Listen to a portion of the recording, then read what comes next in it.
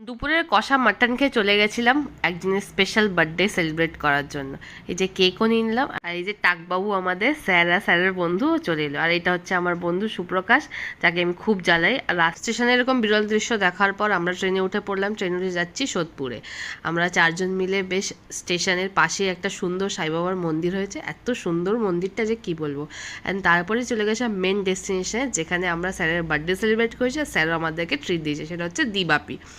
যেমন রেস্টুরেন্ট, যেমন তার বিহেভিয়ার, যেমন তার নাম, সব কিছুই খুবই ভালো। অ্যান্ড কোয়ালিটি অ্যান্ড কোয়ান্টিটি খাবারের ভীষণ ভালো ছিল। আর স্যারের ব্যাপারে কি বলবো, স্যারের জন্য আজকে আমার চাকরি, স্যারের জন্য আজকে আমার নাম যশ খ্যাতি।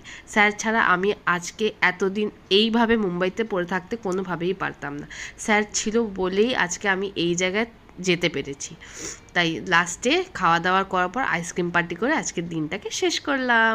লাইক, শেয়ার অ্যান্ড সাবস্ক্রাইব করতে ভুলো না।